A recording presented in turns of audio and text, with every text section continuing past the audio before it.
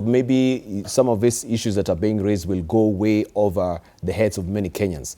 But primarily, because we've seen different camps, holding court there and giving a presser today, some vouching for the bill and some saying, no, this is not a bill for Kenyans, as it is raising revenue. So where do we clearly stand? From your own estimation, you also as a member of the Budgets and Appropriation Committee. Now let me say this. Is what Kaluma is telling us holding true?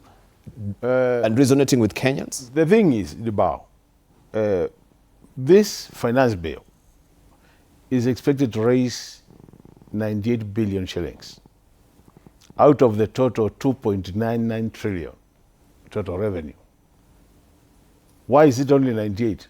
Because currently we have an Income Tax Act, we have a VAT Act. So what is doing is just amending the existing acts to generate that additional resources.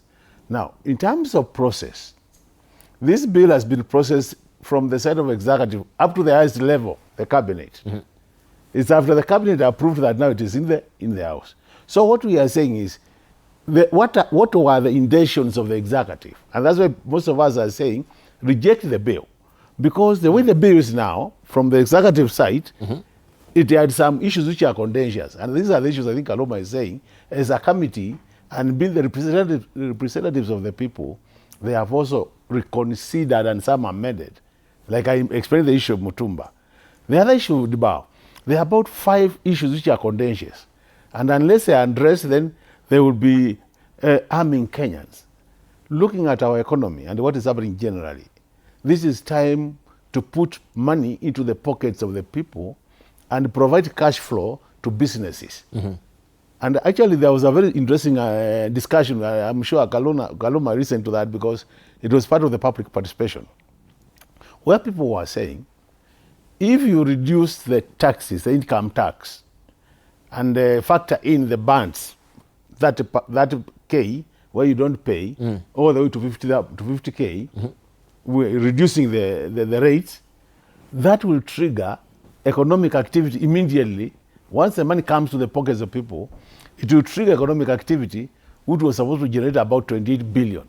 Those workings had already been done. And by generating that 28 billion, when you bring in VAT and again in payee, you'll still be collecting more money. So to some extent, it was balancing. Now the question is, and I think that's why that's the thinking of the president. I think he must have listened to that analysis, that if you change the bands, it will trigger economic activity. And what we are saying is, in a situation where you want to grow the economy, you don't take money from the people's pocket to the side of the government. The government pushes money to the people so that now you also grow the economy. Let me now explain a number of things, like what you are saying about the rental income. Rental income now, everybody's paying a fixed rate at 7.5%. So once you collect your rent, you pay 7.5% as tax to the government. Now, this new bill, what it is proposing, and I'm happy that has been retained, the committee has not changed, so that now I can explain to you. They are saying if you are non-resident and you are a landlord, you are somewhere in Tanzania, you have a house in Kenya, or you are somewhere in the US, you have a mall in Kenya. What will happen is your income from that mall will be taxed at 30%. Not 7.5, 30%. So what happens? Because you have your revenue generation always, assuming you have been making a million monthly, and out of that million you have been paying about 75,000 because of the rate of 7.5. Now the rate has moved to 30%, which means out of the million, now you pay tax 300,000 and you remain with 700,000. You have 3 options. Option number 1 is you can observe all that tax to your side. Option number 2, you can co-share. You say, let the tenant take 150 and I remain with 150. Option number 3, you can say, I push this 100% to the tenant. So that law, that proposal, where the challenge is, who are the tenants of these foreign landlords? These are Kenyans. So if you decide to push the cost to Kenyans, it means you are getting more money from pockets of Kenyans. Kenyans, yes. Again, so you are still constraining economic activity. The other law, the other big proposal, which is also contentious, is the proposal on digital payments, where they are saying, if you swap your card, if you pay through M-Pesa, because these are digital payments, then a tax is already imposed on that. So what it means is now, the cost of transaction increases.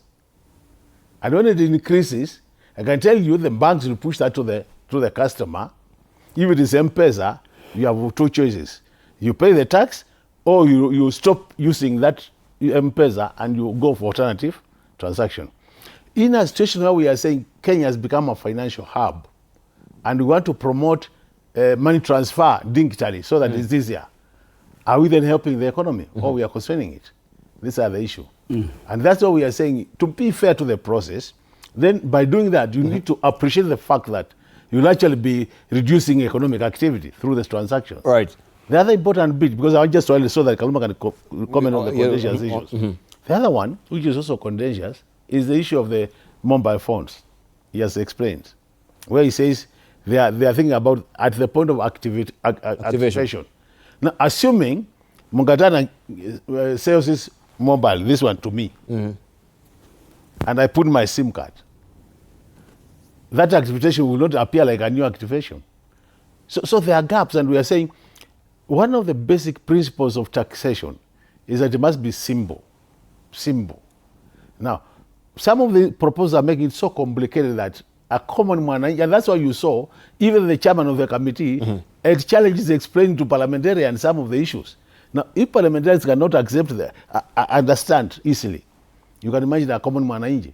At some point, I had to go to Kaluma and I told him he was a speaker. I told him, Speaker, you need to give me a chance so that I put records correct, because I could see people are debating and they are not really getting the gist of the matter. The last one, which is controversial, and this now affects all of us who are seated here, is the issue where we are saying the KRA commissioner will now, through this proposal, will be allowed to use third-party sources of information to provide your tax assessment. So what it means is you can use either your M-Pesa records, you can use any other source of information, the bank statement, to give you tax assessment. The question is now, once that is used and you are given an assessment and you are not happy with it, what mechanism is there for you to say this source is not the correct source? And is that also not going against the Data Protection Act of 2019? So these are the issues we are saying as parliamentarians. We need to tease them out before we say we accept the bill. Yeah. That's why you see most of us who are saying we reject the bill as it is from the executive up to a point when the committee, which is our own committee, pushes through all these amendments and they are approved, and then after approval, the president consents to them. Because if that doesn't happen, this bill still remains a very good candidate for rejection. Right. Those are some of the issues. Let me come to